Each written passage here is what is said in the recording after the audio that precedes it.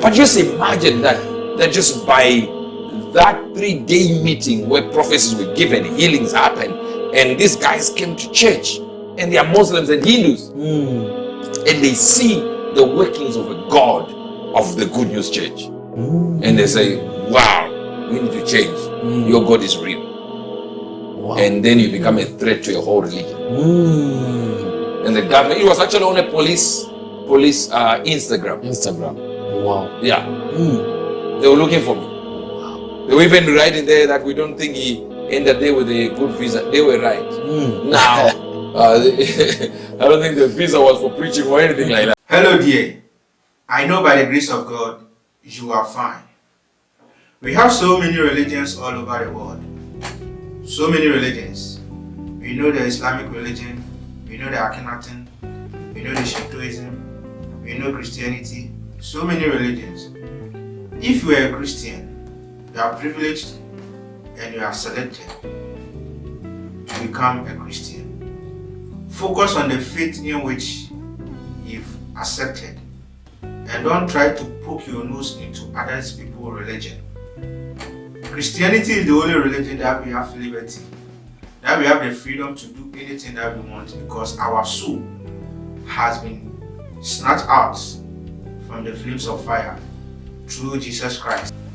Don't let anyone try to let you know that the religion that you've chosen, that's Christianity, you don't have any better thing to get out from. That's a bloody lie.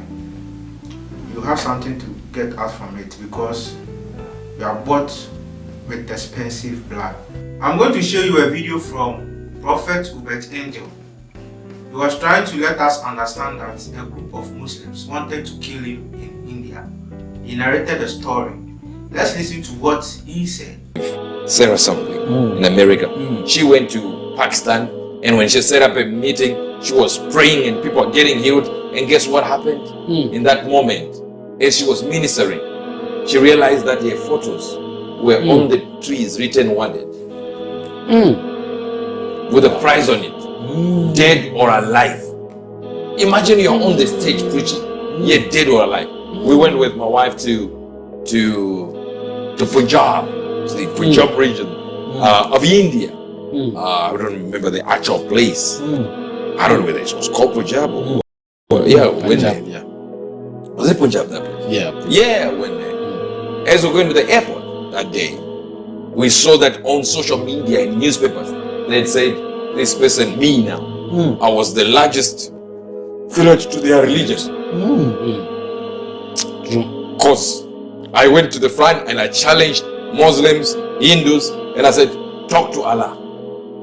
And you talk to your God. And if your God is the real God, let him hide the information from you. And I said, I'm about to enter into any room you have in your house. Just tell him to hide some things in certain locations. If I find it, you Muslims, you're good dealers. We make a deal now. You close my eyes that I won't see nothing. Then I'll come. Or you ask me some questions because you might think I've already seen, now I'm coming to you. They said, that's a good deal. I went to the mic like this, a good deal, good deal, good deal, good deal. I started going prophesying. And all of them said, you know what? Have a deal. You said if we fail to make our Allah cover this, guess what? Your God is real. That's it. Following morning I was in the paper, social media, and I'm going to the airport. And I'm just thinking, when we get to the airport, I will be arrested right there. See? Then I was just praying. I got there. I got on the flight. And you know when you start checking if we are really off the ground, you know you've already gone. You might just turn around and come back, you know. You look at that map on the flight, when it crosses the border, you're like, yeah, we're out of the country. But just imagine that just by that 3-day meeting where prophecies were given, healings happened, and these guys came to church, and they are Muslims and Hindus, and they see the workings of a God of the Good News Church, and they say, wow, we need to change. Your God is real. Wow. And then you become a threat to your whole religion. And the government, it was actually on a police Instagram. Wow. Yeah. They were looking for me. They were even writing there that we don't think he ended there with a good visa. They were right. Now, I don't think the visa was for preaching or anything like that. So, but just imagine if I was caught. Which God was I going to cry to? You mean the God who left Paul in jail? You mean the God who left John on the island of Patmos? Is the one I was going to pray for, to pray to be released. He will say, be like John. Be like John, enjoy. Endure like a good soldier. Like, God, I'm not a good soldier. I'm a very bad soldier. Listen to me. You don't know what this brings. What we have suffered to do what we're doing right now. You don't know. And what we have suffered is not even comparable to the other things that other men of God suffered. And right now you are there. Like, God, I want to do whatever you say to me. You come to a prophet. Let the prophet reveal what your calling is. Let the prophet reveal not just your calling, your assignment. Because I can tell you are a prophet, but you don't know your assignment. Your assignment is not your calling. Sometimes it's not your calling. Your calling, you might be a prophet, but what is the assignment? To prophesy to who? Wow. It might be to prophesy to people that will kill you if you prophesy in a dangerous direction.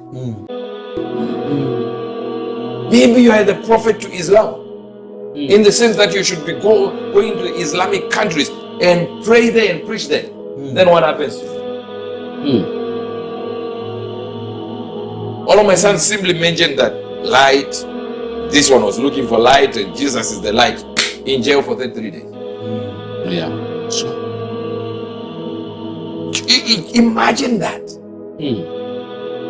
So, are you going to take what God says to do? This is the issue. There is an assignment. There's an assignment. Jesus said, a body is now prepared for me. He knew he was going into a body. Imagine, he says he became poor so that we may be rich. Wherefore, when he cometh into the world, he says, sacrifice and offerings thou wouldest not, but a body you prepared for me. You didn't even take sacrifice. This is beyond sacrifice. You put a body, eternity constrained in finite vessel. Infinite. Being put in a finite, it wants to come out, it can't, but it knows it shouldn't be here. It can't fit in there. But it had to fit in there. 9 months in a womb, knowing it was gone, but it needed to stay there. Do you understand? Yes. You people have never asked anyone who has been to jail for 2 hours, not 20 days, 2 hours, where you are not allowed to do what you need to do. You do what they tell you, and the menu is their menu, not yours. 2 hours. Now Jesus was 9 months in his mother's womb, inside, knowing he created the outside, knowing the thing that is carrying him, he created it too. Constrained in a finite vessel. When you are infinite. Wow. Have you ever seen the galaxies, the Milky Way, and the pictures of the sun and all these, and the black holes and whatever they think the world looks like? You think of it, and then you look at an earth like this. If you take the sun and put it in proportion to Mount Everest, they said the sun was Mount Everest, the earth would be like a golf ball. Wow. Do you understand? Yet that sun was vomited from his mouth. And now he is restricted not to earth, to a person who is on earth. Maybe 5 foot tall. And you are inside. You are inside. And you created the sun that is greater than the earth, higher, bigger than the earth. And look at the planets and the galaxies and all these things you created them, but you restrict yourself to a small location. Wow. So that you do exactly what you need to do. Listen to me. Would you love to be told by myself? Focus on what you've accepted. That's Christianity. Hold your faith very well. Let your beliefs to be strengthened day in and day out, so that when you die today, you get a better place for your soul. Thank you very much for watching this video, and I'll see you another time.